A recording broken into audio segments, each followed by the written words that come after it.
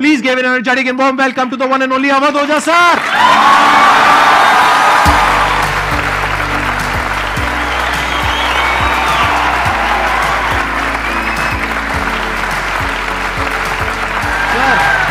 Hello sir, क्या हाल चाल? बैठिए जी, बैठिए। आइए। Thank you. इससे पहले कि ऑडियंस आपसे कुछ क्वेश्चंस पूछे, मेरे माइंड में एक क्वेश्चन आ रहा है। आईएएस में कितने लोग हैं जो हर साल उसके लिए अपीयर करते हैं? 5 से 6 लाख के आसपास। और सीट्स कितनी है? 1000 अप्रोक्सीमेटली। तो जिनका हो जाता है उनके बारे में तो सब बात करते हैं, जिनका नहीं होता है, जिन्होंने पूरी जान लगाई और जिनका नहीं हुआ, उनका क्या होता है? उनके रिश्तेदार उनकी चिंता करते हैं। वो फिर उनकी चिंता करते हैं। नहीं, मैं आ रहा हूं, मैं आपके क्वेश्चन पे आ रहा हूं। ये पॉइंट इंटरेस्टिंग है, मैं समझना चाहूंगा कैसे। मैं बता रहा हूं। हाँ। मैं दोनों मुद्दों पे बता रहा हूं। हम सब हारने से डरते हैं, और मजेदार बात है कि वो डर हमारी हार की वजह बनता है। 98% केसेस में हारने से क्यों डरते हैं? क्योंकि हम जानते हैं अगर हम हारेंगे तो जो पीछे 3 लोग बैठे हैं ना, रिश्तेदार, रिलेटिव्स और फ्रेंड, वो जीने नहीं देंगे। आप जब भी आईएएस की तैयारी करें, पहला अटेम्प्ट आपका सीरियस अटेम्प्ट होना चाहिए।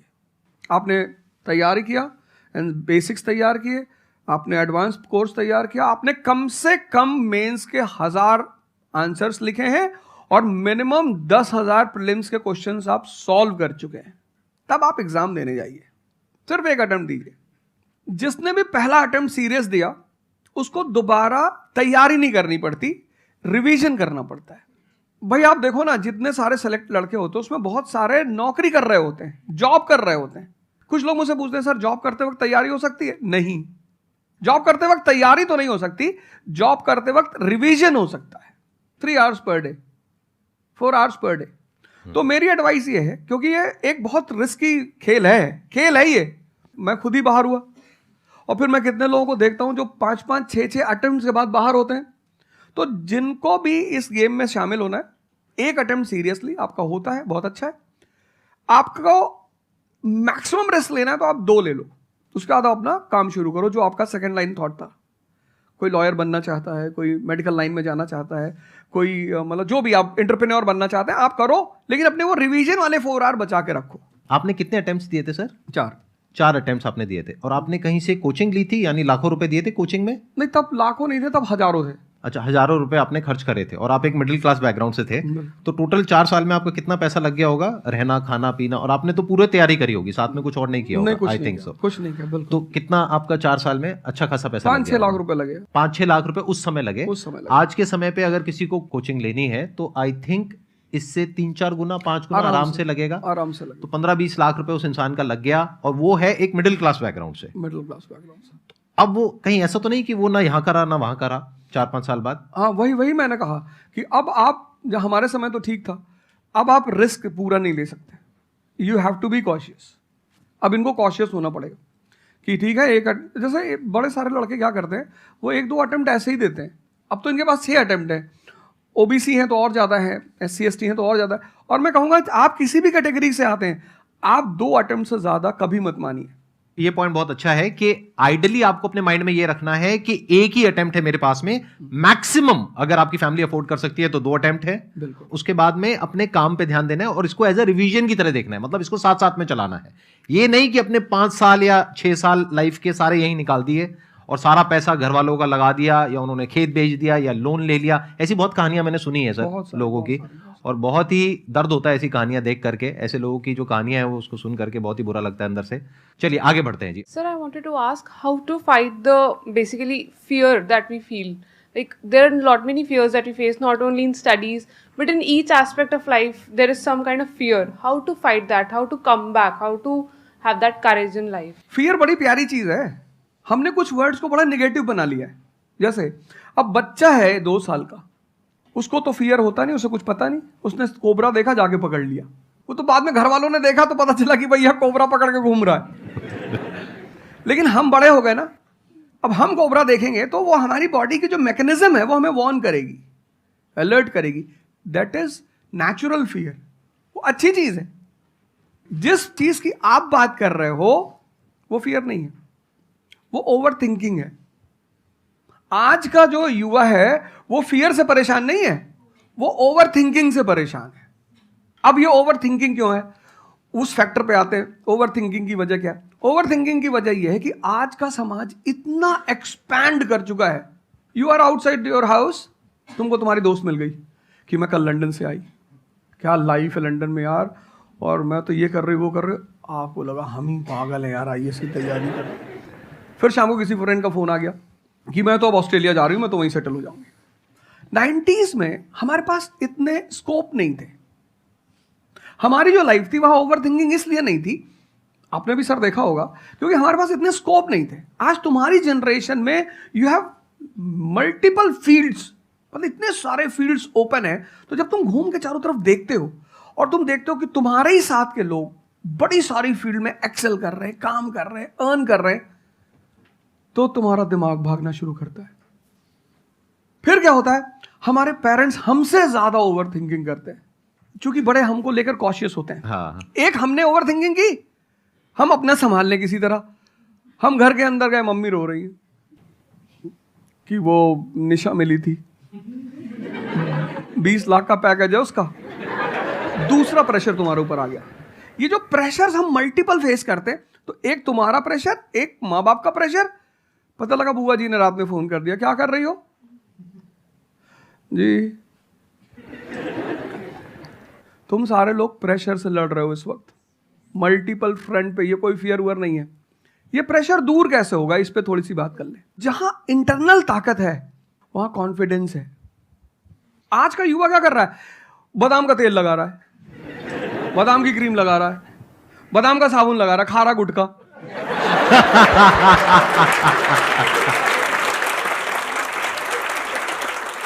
आप लोगों को चूंकि हर तरफ प्रेशर झेलना है, तो प्रेशर झेलने का सबसे अच्छा तरीका होता है इंटरनल पावर।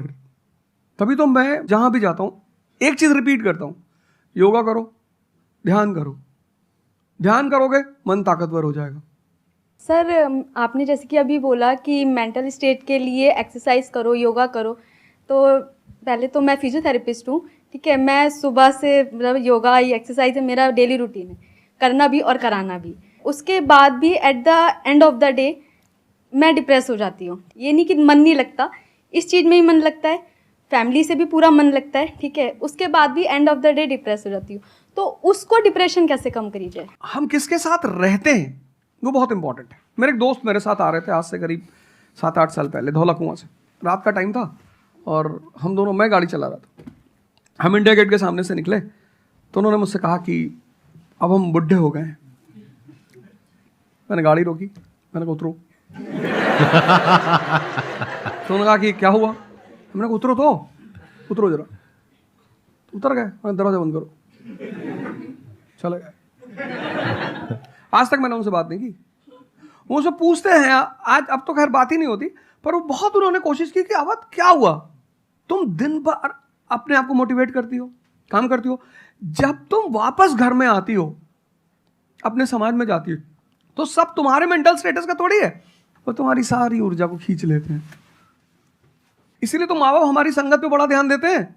तुम्हें लगता होगा कि माँ बाप कितने बदमाश हैं, माँ बाप भगवान हैं। उनका एक्सपीरियंस तुम अपने दोस्तों को लेके जाया करो उनके सामने।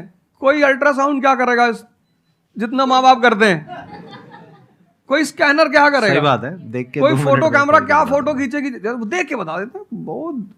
बहुत दुष्ट है ये, इसकी आंख के नीचे देखो यहाँ निशान है, बहुत दुष्ट है ये। और वो लॉजिक भी बड़ी अच्छी सी देते हैं, कोई कुछ भी देते हैं लेकिन बड़ा अच्छा सा लॉजिक देते हैं। तो ये हमारे साथ होता है। इसलिए हमें पहले गुरुकुल भेजा जाता था, और आज की हमारी सोसाइटी इसको सिर्फ नेगेटिव दिखाई पड़ रहा है। मैं अभी अब घर गया था, हमसे लोग कह रहे भैया 24 का चुनाव लड़ोगे? मैंने कहा यार पॉलिटिकल पार्टियां कह रही कि तुम सीधे प्रधानमंत्री बन जाओ। अननेसेसरी परेशान किए हुए, अननेसेसरी दूसरों से मत। और ये एक जगह का नहीं है, ये यूनिवर्सल हो चुका है। तुमने कह दिया कि मैं आईएएस की तैयारी कर रही हूँ, अरे नहीं होता किसी का। तिवारी जी की लड़की दी थी, 2 साल बाद पागल हो गई। तुम इतने डिप्रेस समाज में रह रहे हो। वो तो महेश्वरी जी जैसे लोग हैं जिन्होंने बहुत लोगों को जिंदा कर रखा है। Thank you, sir. जब आपको कोई सहारा नहीं होता, आपने टाइप किया संदीप महेश्वरी, एक वीडियो आ गया, आप रिलैक्स हो गए। जब आप इन्हें सुनते हो तो आपका टेम्परेचर हाई होता है। तो एक ही आदमी को आप सुनते हो ना जिससे टेम्परेचर हाई हुआ, हमको सुन लिया कुछ ज्यादा ही हाई हो गया। लेकिन 2 लोगों को छोड़ दो, 3 लोगों को छोड़ दो, 4 लोगों को, ऐसे 10-12 लोग हिंदुस्तान में है, पॉपुलेशन 1 बिलियन 50 करोड़। तो तुम 10 लोगों को सुनो और बाकी जो तुम्हारे साथ 500 जुड़े हैं वो तुम्हें तो नीचे ही ले जा रहे हैं। इससे बचो, अपनी सर्कल को थोड़ा सा रिजर्व करो। तुम किससे बात करते हो, कौन सा लिटरेचर पढ़ते हो, लिटरेचर पर ध्यान दो। जैसे मैं रश्मिरथ पढ़ता रहता हूँ, खाली हुआ प्रसादों के कनकाब शिखर होते कबूतरों के ही घर। ये जो बड़े बड़े मकान हैं, कभी किसी बाज को यहां रहते हुए देखा? कबूतर रहते हैं। क्या लाइन है, प्रसादों के कनकाब शिखर, कितने मतलब महलों के जो बड़े बड़े शिखर, उसमें सिर्फ कबूतर रहते हैं। प्रसादों के कनकाब शिखर होते कबूतरों के ही घर, महलों में गरुड़ न रहता है, कंचन पर कभी न सोता। कंचन मतलब सोना। लग्जरी नहीं चाहिए। तुम लोग इतनी लग्जरी चाहते हो, लग्जरी आदमी को मेंटली कमजोर बनाती है। मैं आश्रम में था, मैंने ज्यादा खाना खा लिया। मेरा एक नियम है, नो एक्सरसाइज नो फूड। मतलब अगर मैं एक्सरसाइज नहीं करूंगा तो मैं खाना नहीं खाऊंगा। वहां एक बाबा जी, वो प्रेम में उन्होंने घी पे घी डालते चले, मैंने खा लो। फिर वो हुआ कि भाई यहाँ घूमेंगे, चारों तरफ जंगल है, डरा दिया इन लोगों ने। एक बार एक भालू एक आदमी की टांग काट के ले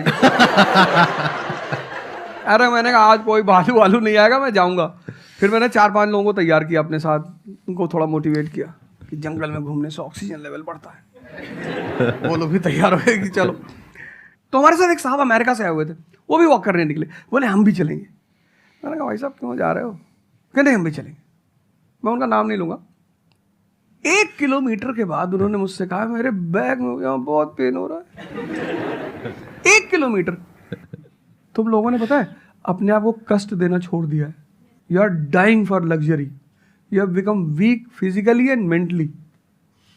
थोड़ा सा कष्ट दो अपने आप को, थोड़ा टेम्परेचर हाई रखो, थोड़ा बड़े टेम्परेचर वालों के साथ रहो। हमने अपने आप को कष्ट, हम कौन सी नॉवेल पढ़ रहे हैं? Half girlfriend. अच्छी है, अच्छी है, अच्छी, मैं ये नहीं कह रहा हूं, मैं कुछ बोल देता हूं। अच्छी है मतलब आपने पढ़ी है।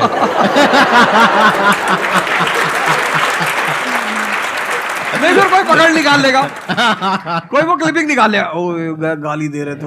नहीं, आपने बहुत सारी गलतियां कर दी। आपकी जनरेशन ने अपने को कष्ट देना छोड़ दिया। हाँ। आप पढ़िए बड़े बड़े लोगों, अंबेडकर को पढ़ो, उनका जीवन संघर्षों का, प्रभु राम का जीवन पढ़ो। ये सब संघर्ष, ये सब लोग हैं जिन्होंने जीवन में लड़ाइयां लड़ी हैं। आपने उनको साइडलाइन कर दिया। आप राणा प्रताप के बारे में कुछ जानते ही नहीं हो, आपको वो पोएम याद ही नहीं है, खूब लड़ी मर्दानी वो तो झांसी वाली रानी थी। आपको तो एक चीज बता दी, twinkle twinkle how I wonder. आप वंडर किए जा रहे हो पूरी जिंदगी में। आपने कहा कि पूरे दिन मैं अपना काम करती हूँ, दैट इज फिजियोथेरेपी जो आप करते हैं, और शाम तक आते आते आपको थोड़ा सा डिप्रेस फील होता है, थोड़ा सा डाउन फील होता है, तो उसके पीछे क्या रीजन है आप बताइए। जैसे कि मैं बाकी पेशेंट देखती हूँ पूरा दिन में, हाँ। बट जब मैं घर पे आती हूँ तो मैं अपने मम्मी पापा को देखती हूँ। ठीक है। जो मैं उनको कहती हूँ कि आपको ये एक्सरसाइज करनी है, ये करना है, आपके लिए ये ज़रूरी है, वो ये नहीं करते। तो फिर वो मुझे डिप्रेस होता है कि मैं जब सबको सही करती हूँ और मैं अपने घर में ही सही नहीं कर पा रही। आप सबको सही नहीं करते हो, आप उन लोगों को सही करते हो जो आपके पास आते हैं। हाँ एग्जैक्टली। तो अगर आपके पेरेंट्स सही नहीं होना चाहते हैं तो उनको कौन सही करेगा?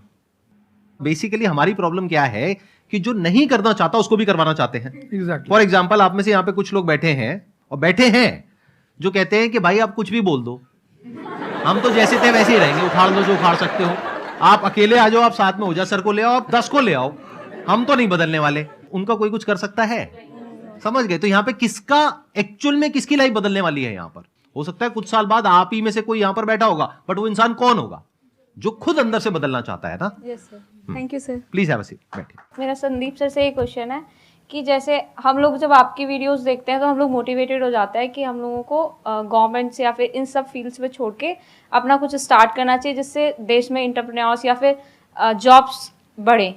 फिर हम लोग देखते हैं आप लोगों को कि भाई यूपीएससी में एक ऐसी पावर होती है जो हम करना चाहते हैं वहाँ पे हमको डायरेक्ट पावर मिलती है। जैसे कि मैं अगर एजुकेशन के फील्ड में कुछ अच्छा करना चाहती हूँ तो मेरे पास डायरेक्ट पावर होती है कि हम लोग वहाँ से कर सकते हैं। तो मैं ऐसा, मेरे पास ये क्वेश्चन फिर मतलब दोनों में कॉन्ट्राडिक्शन चलता रहता है। ना कॉन्ट्रडिक्शन नहीं चल रहा है, इसे कॉन्ट्रडिक्शन नहीं कहते, इसे कंफ्यूजन कहते हैं। मतलब एक गोल होता है ना, या फिर एक मतलब हमारे पास एक टारगेट होता है कि हम ये काम करने के लिए यूपीएससी में जा रहे हैं। नहीं, सरकार जो कहेगी वो करना है। हाँ, I was about to say that. आपका क्या गोल है? आप क्यों कर रहे हैं? आपने क्या थोड़ी है, आपकी पार्टी का मैनिफेस्टो थोड़ी है, घोषणा पत्र। आप एक राजपत्रित अधिकारी हैं, गैजेटेड ऑफिसर। आपका जो मिनिस्टर होगा फोन मिलेगा, मैडम जी ये कस्तूरबा गांधी प्लान में अभी तक कितना काम हुआ? जी sir, I give the review in the evening sir. Okay, thank you. ठीक है मैडम, बाय, खत्म। सो आपका कहने का मतलब है कि जो सिविल सर्वेंट बनते हैं या आईएएस ऑफिसर बनते हैं उनके पास कोई पावर नहीं होती? पावर होती है जब तक जनता अपनी पावर नहीं समझती। आज की डेट में इस देश में पावरफुल कौन है? जनता। We the people of India solemnly resolve. Yes sir. ये जनता बेचारी पावर जानती है तो डीएम का ऑफिस में चले जाते, हुजूर इसको बेचारे को पता है, नेता देखा, मेंबर ऑफ पार्लियामेंट देखा, क्या पैर छू लिए, तेरे फूफा है? नहीं भैया नहीं भैया, सांसद जी हैं। सांसद जी हैं तो क्यों पैर छू रहा है? तो पावर इस असलियत में इस देश की जनता के पास है। चूंकि वो जानती नहीं है इसलिए तुमको इनके पास इनको काम करने का अधिकार है। ये है the right to work, the right to implement. लेकिन चूंकि जनता अपने अधिकार को नहीं जानती तो तुम्हें दूर से दिखाई पड़ता है कि यार आप बेटा कंफ्यूजन से बाहर आओ, ठीक है? और ग्लैमर मत देखो। आप बेसिकली पावर नहीं देख रहे हो, आप ग्लैमर देख रहे हो। आपको जो करना है उसको डिसाइड कर लो आप, और उस रास्ते पे आगे बढ़ो कि आप कल किसी भी फील्ड के मुकेश अंबानी बन जाओ, अडानी बन जाओ, वॉरेन बफेट बन जाओ, बिल गेट्स बन जाओ। इस रास्ते पे जाओ। Thank you sir. मैं यहाँ पे थोड़ा सा ऐड करता हूँ कि जो आपने बोला ना कि ये कॉन्ट्रडिक्शन है, सबसे पहले तो जो सर ने बोला कि ये कोई कॉन्ट्रडिक्शन नहीं है, ये कंफ्यूजन है, बिल्कुल सही बात है। अब कंफ्यूजन क्या है, उसकी जड़ क्या है? आप क्या कर रहे हो? आप बस हम लोगों की बातें सुन रहे हो। यहां से मैंने कुछ बोला, इन्होंने कुछ बोला, दोनों अलग अलग स्टैंड पॉइंट है। मतलब इस दुनिया में आर्ट्स भी है, साइंस भी है, कॉमर्स भी है। अब आप कहोगे अब तीनों में कॉन्ट्रडिक्शन है। अरे कॉन्ट्रडिक्शन नहीं है, अलग अलग लोगों के लिए अलग अलग स्ट्रीम्स है। डिपेंड्स अपॉन कि आपकी प्रेफरेंस क्या है, आपकी प्रायोरिटीज क्या है। तो आपको तीन चीजें देखनी पड़ेंगी, एक अपना पास्ट, अपना प्रेजेंट और अपना फ्यूचर। कि पास्ट में आपने कैसा परफॉर्म किया है। अगर आप पढ़ाई में बहुत अच्छे रहे हो तो आपको क्लियर नजर आएगा कि अच्छा मुझे पढ़ाई से रिलेटेड कुछ करना है, तो वहां से रास्ता क्लियर हो जाता है। बट अगर आपके दिमाग में 24 घंटे बिजनेस आइडियाज घूमते रहते हैं, जहां भी जाते हो वहां पे गोलगप्पे खा रहे होते हो, आपके दिमाग में चल रहा होता है अबे इतने पैसे ले लिए, उसमें से इतने का गोलगप्पा, इतने का पानी है, पानी तो इतना फ्री होता है, मेरे से लिया 20 रुपए, ये तो 5 रुपए का काम है, तो 15 रुपए इसके पास में गए, कितने लोगों ने एक दिन में खा लिए, इतने पैसे कमा लिए, व्हाटएवर। अगर इस तरह का आपका माइंडसेट है तो वहां पे एंटरप्रेन्योरशिप, स्टार्टअप, इन सब चीजों का बेनिफिट है। तो हर रास्ता हर एक के लिए नहीं होता है। तो ये आपको कैसे समझ आएगा? अपने पास्ट को देख करके। दूसरा, अपने प्रेजेंट को देखो कि आपके पास में क्या रिसोर्सेज हैं। सोचने से क्या होता है, आपको ये भी तो देखना पड़ेगा आपके पास में क्या रिसोर्सेज हैं। उसके बेस पर आप सोच सकते हो ना। कल को आप कहो कि मैं एक टेलीकॉम कंपनी लॉन्च करूंगी जो कि जियो को कंपटीशन देगी, ठीक है, सोच लो। कुछ नहीं होगा। क्या है पीछे, बैकग्राउंड क्या है, आपके पास में क्या रिसोर्सेज है, how are you going to compete. तो आप फालतू में कुछ भी सोच रहे हो ना। तो यहां पे कॉन्ट्रडिक्शन क्या है, कंफ्यूजन क्या है? कुछ भी नहीं। तो जब आपके रिसोर्सेज ही आपको अलाउ नहीं कर रहे वो करने के लिए, तो सोच क्यों रहे हो? तीसरा, फ्यूचर में आप अपने लिए कैसी लाइफ चाहते हो। जैसे सर ने कहा कि पावर नहीं मिलती है वहां पे सर्व करना होता है। इस गलतफहमी से बाहर आ जाओ कि वहां पे पावर मिल जाएगी। पावर तो पूरी की पूरी एक हिरार्की है, जिस हिरार्की में टॉप पर पब्लिक बैठी है एक्चुअल में, वो हमें पता ही नहीं है। हमारे हाथ में पावर है, किसको वोट करना है, किसको पावर में लेकर के आना है। फिर उनकी पावर के अकॉर्डिंग आगे पावर का डिस्ट्रीब्यूशन होता है, पॉलिसीज का डिस्ट्रीब्यूशन होता है, फिर उसको इंप्लीमेंट करना होता है। तो आपको देखना है कि आपको एग्जैक्टली लाइफ में चाहिए क्या है। कि अगर आपका माइंड है बहुत ज्यादा क्रिएटिव, कि आपको हमेशा दिमाग में आइडियाज घूमते रहते हैं कि कुछ अजीब करना है, कुछ अलग करना है, ये करना है, वो करना है, तो फिर वो रास्ता आपके लिए नहीं है। क्योंकि वहां पे आपके पास में पावर नहीं है, रिस्पॉन्सिबिलिटी है। But once you go in the entrepreneurship space, वहां पे रिस्पॉन्सिबिलिटी नहीं है, वहां पे पावर है, पावर टू क्रिएट। अब आपको देखना है कि एट द एज ऑफ 42, 48 आप किसके जैसा बनना चाहते हो। अगर एक टीचर बनना चाहते हो तो ये रास्ता है। उसके अलावा जिन्होंने यूपीएससी को क्रैक किया है उन लोगों को आप लाइफस्टाइल देख सकते हो। वैसे बनना चाहते हो, बहुत बढ़िया। मेरे जैसा बनना चाहते हो, बहुत बढ़िया। किसी और के जैसा बनना चाहते हो, बहुत बढ़िया। बट किस बेस पर? अपनी पर्सनालिटी को देखो ना, क्या लाइन हो रहा है। सर एक्चुअली आपका सेशन देख के मैं पब्लिक स्पीकिंग सीख रहा हूँ, तो कॉन्फिडेंस बढ़ाने के लिए जो आसपास के स्कूल है ना, स्कूल क्लासेस जो है उनके पास मैं जाता हूँ बच्चों को थोड़ा सा ये करने के लिए। तो मैं जाके वहाँ पे रश्मि रथी सुनाता हूँ, मेरे को आती है थोड़ी थोड़ी, तो मैं वो सुनाता हूँ। छत्रपति शिवाजी महाराज के बारे में सुनाता हूँ। तो उन बच्चों का मैंने थोड़ा नोटिस किया, तो वो क्या कह रहे थे मुझे कि सर जो टीचर है अभी जो सिखा रहे हैं वो बस सब्जेक्ट के बारे में बताते हैं और बोरिंग तरीके से सिखाते हैं, ना कोई एक्स्ट्रा कुछ एक्टिविटी नहीं करवाते, कुछ नहीं करवाते। और जब ऐसा कोई एडिशनल गेस्ट आता है जो कुछ एडिशनल सिखाता है, तो उनका माइंडसेट थोड़ा चेंज होता है कि सामने वाले टीचर से भी वो वही एक्सपेक्ट करते हैं। तो मुझे कभी कभी लगने लगा है कि मैं जाके गलत कर रहा हूँ, या वो टीचर का, वो स्टूडेंट का देखने का नज़रिया बदल रहा है, तो वो वहीं से वो एक्सपेक्ट कर रहा है और उनका मन वहीं पे नहीं लग रहा है वो सब्जेक्ट में। तो अभी मैं क्या काम करने के दो तरीके हैं।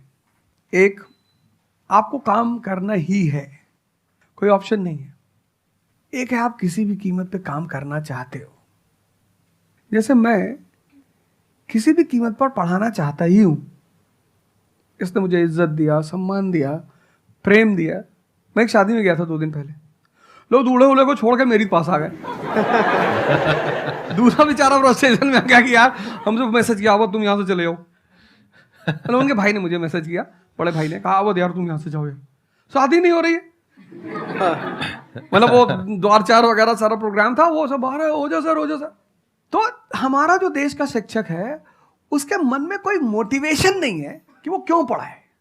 जैसे हमारे घर मामा आए, हमारे उनके आने पे हम बड़े खुश होते थे कि मामा आए। क्यों? क्योंकि हमें पता था कि ये जब जाएंगे तो पैसा देके जाएंगे। इस देश के शिक्षक को, सरकार को कुछ ऐसा करना चाहिए कि उसके मन में एक मोटिवेशन हो कि 6 बजे का स्कूल है, वो सुबह 4 बजे पहुंच जाए। कुछ ना करे इस देश की सरकार, सिर्फ उनको वीआईपी का दर्जा दे दे। फिर आप देखना, पैसा तो कौन नहीं कमा रहा है, शिक्षक सम्मान चाहता है। तो मैं अपने टीचरों से पुराने मिलता हूं, तो जैसे कहीं मिल गए वो सड़क पे, मैं खड़ा हो गया, रोक दिया सब, हाँ सर, अब पैर चले, तुरंत ऐसे सीना उन्हें चौड़ा कर लेते हैं कि हमारा बच्चा है जी। शिक्षक एक दुनिया की ऐसी लॉबी है जिसको सम्मान चाहिए। आप लोग कहीं भी अपने पुराने टीचरों को मिला करो, ठीक है, हो सकता है उन्होंने आपको कभी मारा हो, डांटा हो, कुछ बोला हो, लेकिन अब आप उनको थोड़ा सम्मान दे दिया करो, उससे बड़ा उन्हें फील होगा। हमारे देश के शिक्षकों के पास इनर मोटिवेशन की कमी है। कुछ लोग हैं जो इंडिविजुअल मोटिवेटेड रहते हैं, वो करते हैं कई सारे टीचर, लेकिन वो इंडिविजुअल, कुछ लोग होते हैं ना जिनको अपने धर्म का एहसास होता है, उनके लिए वो ड्यूटी नहीं होती, वो धर्म है उनका। तो वो तो जैसे भाई आप जाके आप धर्म के रूप में कर रहे हैं, 2-4 टीचर और भी कर रहे हैं, 10 टीचर और भी कर रहे हैं, लेकिन सरकार को टीचरों को कुछ तो ऐसा करना चाहिए कि उन्हें फील हो कि नहीं यार ये हमारा देश है, ये हमारे बच्चे हैं, हमें इनको बनाना है और ऊपर उठाना है। तो अगर सरकार कुछ ऐसा कर देगी ना, सेल्फ मोटिवेशन दे देगी, अरे फिर तुम देखना इस देश के टीचरों। सर इसमें आपसे बात करते करते ना मेरे माइंड में एक सॉल्यूशन आ रहा है, क्योंकि एज एन एंटरप्रेन्योर मेरे माइंड में सिस्टम्स एंड प्रोसेसेस घूमते हैं। मतलब मेरे माइंड में ये घूमता है कि कैसे एक प्रॉब्लम है उसको सिस्टम में कन्वर्ट कर दिया जाए, जो कि वो काम अपने आप हो जाए। क्योंकि ऐसे बहुत ही कम टीचर्स होंगे जो अंदर से मोटिवेटेड होंगे। तो ये थ्योरेटिकली तो बड़ा अच्छा लग रहा है सुनने में, बट हजारों में कोई एक आध होगा। बिल्कुल बिल्कुल। तो अब मेरा स्टैंड पॉइंट क्या है कि क्या हो अगर जैसे हम ई कॉमर्स वेबसाइट्स पे जाते हैं, वहां पे प्रोडक्ट के रिव्यूज होते हैं। रिव्यू कौन देता है? जो कस्टमर है। तो टीचर का रिव्यू कौन दे सकता है? जो बाहर बैठा है उस कमरे से वो, या जो कमरे के अंदर बैठे हैं। तो अगर कुछ ऐसा सिस्टम हो जाए, एक ऐसा प्लेटफॉर्म बन जाए गवर्नमेंट का जहां पे सारे टीचर्स लिस्टेड हो और based upon the number of reviews and the quality of reviews उनको रिवॉर्ड दिया जाए अच्छा, ऑटोमेटिकली। ये मतलब जो नंबर 1 पे आया उसकी सैलरी डबल, कि अगर उसकी 50,000 है तो 1 लाख। बहुत अच्छा सोल्यूशन। और जिसके इतने रिव्यूज आए, यानी जिसके 4 स्टार या उससे ऊपर आए, उनकी सैलरी सीधा डबल हो गई। तो फिर देखो क्या मजा आता है। फिर हिस्ट्री पढ़ाने का जो स्टाइल है ना, वो सारे टीचर्स आएंगे अवध ओझा सर के चैनल पर और आकर के सीखेंगे भाई क्या कहानी है ये, ऐसे कैसे पढ़ाएं कि बच्चे दीवाने हो जाए। और फिर अपने आप को अपग्रेड करेंगे। नहीं तो अपग्रेड करने की मोटिवेशन कहाँ है? जैसे एक एंटरप्रेन्योर होता है, उसके पास में तो मोटिवेशन होती है कि अगर मैंने अपने जो भी प्रोडक्ट है, सर्विस है या काम है, उसको अपग्रेड किया तो करते ही मेरे को इमीडिएट रिवॉर्ड मिलेगा। जैसे सेल्स टीम में अगर आप कहीं पर काम करते हो, कितने लोग सेल्स डिपार्टमेंट में है, अलग अलग कंपनी में जो जॉब कर रहे हैं, तो सेल्स में इंसेंटिव का एक सिस्टम होता है। तो वहां पर क्लियर पता होता है कि मैंने ये टारगेट अचीव किया तो ये है। तो एक क्लियर कट टारगेट होना चाहिए which is measurable, not theoretical but actual. Objective not subjective, कि ऑब्जेक्टिव एक टारगेट होना चाहिए in terms of numbers which can be calculated and a transparent system जहां पे स्टूडेंट्स वोट करेंगे और जो टीचर्स जीतेंगे पूरे इंडिया लेवल पे या स्टेट लेवल पे उनको बुला करके जो हमारे देश के प्रेसिडेंट हैं या प्राइम मिनिस्टर हैं वो आकर के रिवॉर्ड देंगे। Yes sir.